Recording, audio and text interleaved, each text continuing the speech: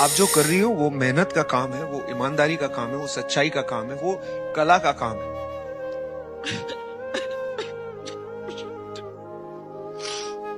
आपको देख के मुझे लगता है कि काश मुझ में ऐसी हिम्मत होती।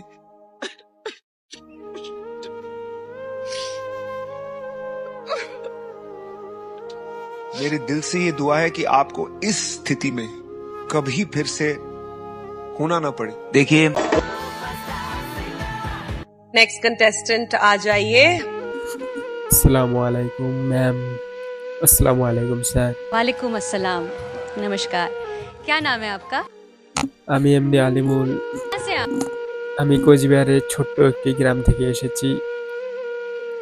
আমি খুবই গরিব ঘরের একটি ছেলে। आप क्या करते हैं? স্যার, কাজের কথা কি আর বলবো স্যার।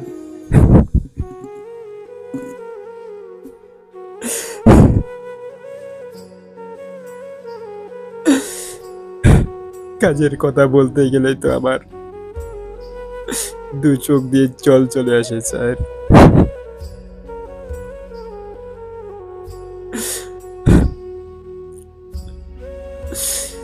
স্যার, আমি খুবই গরিব ঘরের একটি ছেলে। ঘরে বৃদ্ধা মা বাবা, বউ বাচ্চা। আমি পরিবারের একটি মাত্র ছেলে। পুরো সংসারটাকে আমাকে চালাতে হয় স্যার। স্যার, আমি অনেক সময় লেবারের কাজ করি এবং অনেক সময় খাবারি কুড়াই। আবার কখনো সারা দিন বড় বড় গাড়ির লোডিং আনলোডিং করি।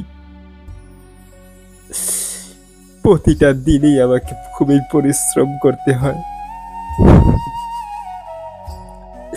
সারাদিন পরিশ্রম করে আমাকে 500টি টাকা দেয় স্যার। সেটা দিয়ে আমার সংসারে বাবা মায়ের ওষুধ, বউ বাচ্চার কাপড় চোপড় সবকিছু আমাকে জোগাড় করতে হয়। একটি দিন কাজে না গেলে আমার পরিবার না খেয়ে থাকে। এমনও অনেক দিন হয় স্যার, কাজের খোঁজে যাই, কাজ পাই না, খালি হাতে বাড়িতে চলে আসি। ছোট্ট দুটি সন্তান স্যার, দৌড়ে গিয়ে বাবা বাবা বলে জড়িয়ে ধরে। কিন্তু আমি এমন হতভাগা পিতা, আমি তার হাতে দুটো খাবার তুলে দিতে পারি না, তাদের একটি চকলেট মাত্র খেতে দিতে পারি না।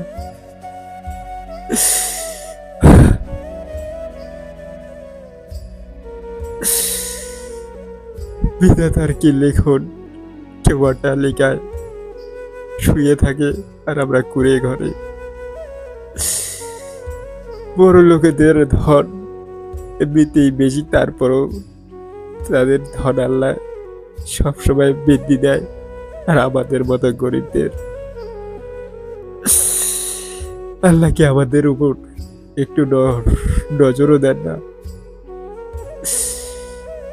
তারা কি, তার নজর কি আমাদের উপর পড়ে না? এত কষ্ট করে জীবন যাপন করি, তারপরেও স্যার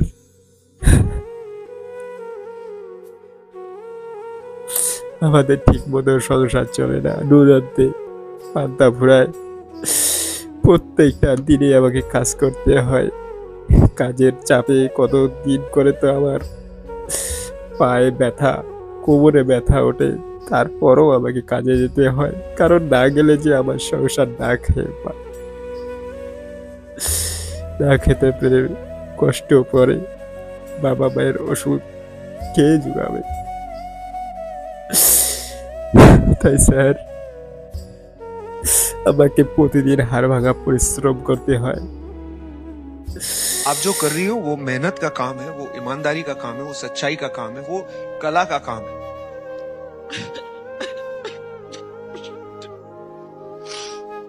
आपको देख के मुझे लगता है कि काश मुझ में ऐसी हिम्मत होती।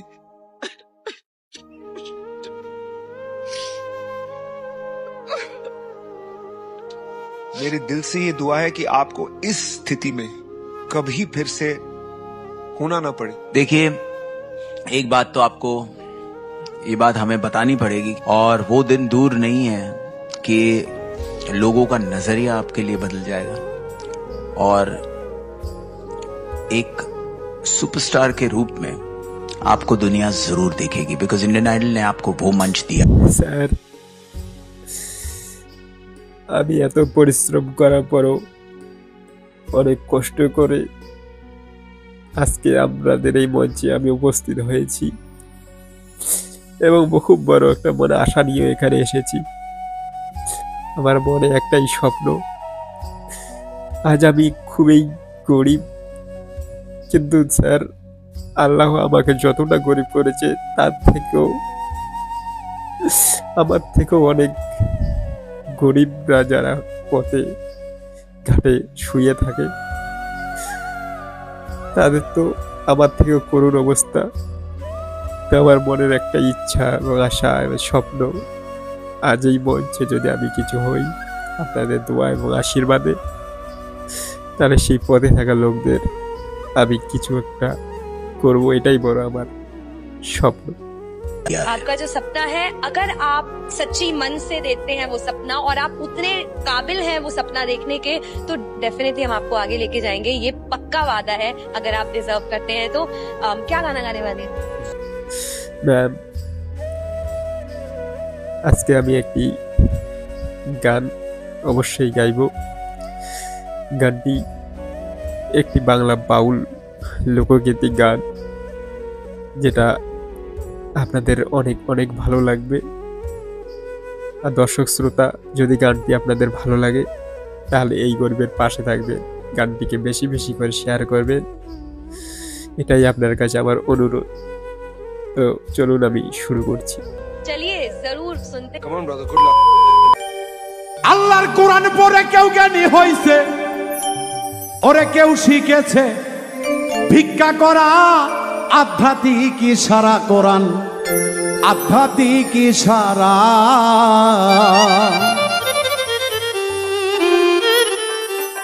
কত মাওলানা কত মৌলবী ওরে কোরআন পড়ার করছে দাবি, করে না পীরের পৈরবী, অহংকারে ভরা, ভিতরটাই অহংকারে ভরা।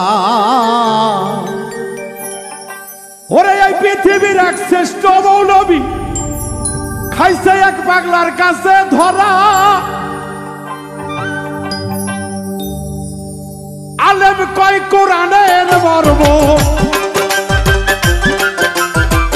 আলেম কয় কোরআনের মর্ম, বোঝে না কেন অজ্ঞানীরা। আধ্যাত্মিক ইশারা কোরআন, আধ্যাত্মিক ইশারা, আধ্যাত্মিক ইশারা কোরআন, আধ্যাত্মিক ইশারা।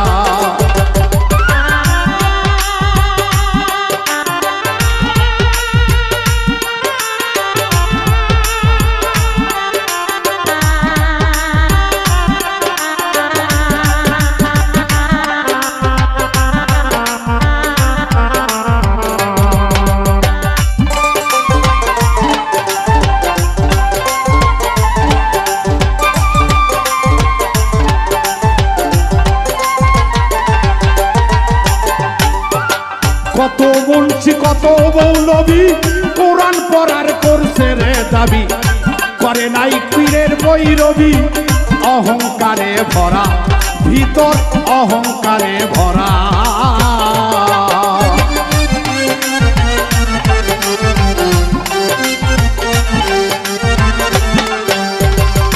কত মৌলবী কত মুন্সি কোরআন পড়ার করছে রে দাবি, করে নাই পীরের বৈরবী, অহংকারে ভরা, ভিতর অহংকারের ভরা।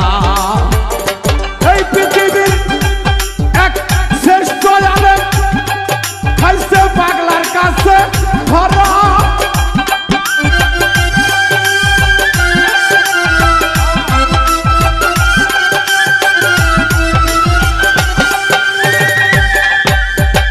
এই পৃথিবীর এক শ্রেষ্ঠ আলম খাইছে পাগলার কাছে ধরা।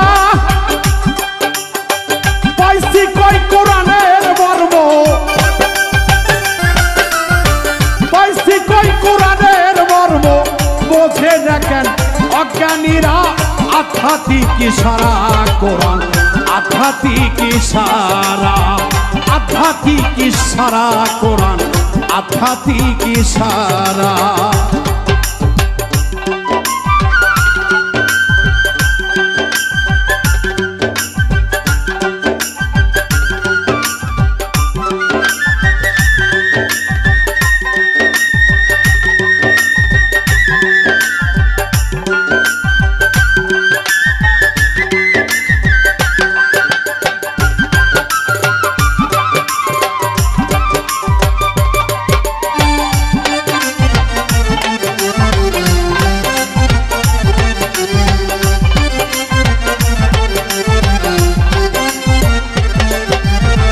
দরদিরে সেই পাগলা আল্লাহওয়ালা পাগলা ছিল,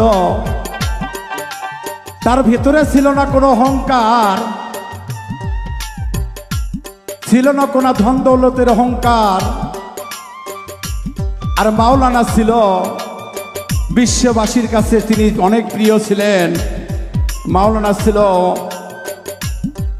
মাওলানা জালালউদ্দিন রুমি। উনি 14 হাদিস পড়েছিলেন।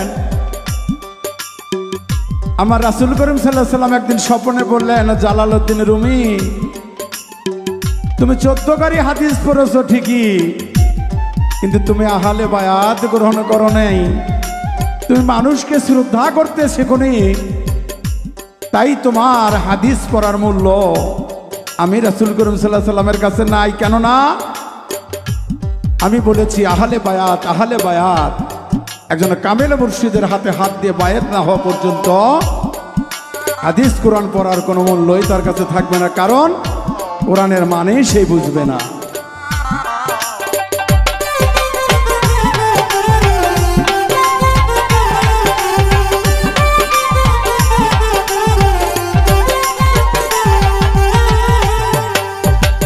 আমরা বাঙালি মুসলমান আরবি ভাষায় পড়ি কোরআন, পড়ি শুধু খতম কয়খান, বাকি কয়সে পারা, ওরে বাকি কয়সে পারা।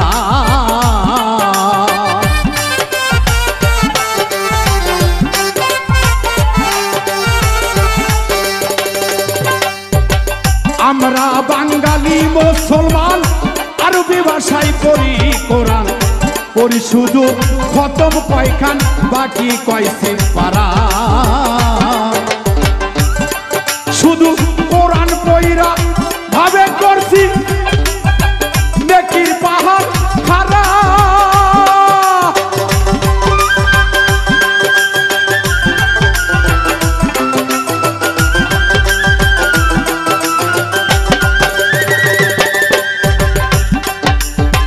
কোরআন পইরা ভাবে করছি আমি নেকির পাহাড় খাড়া।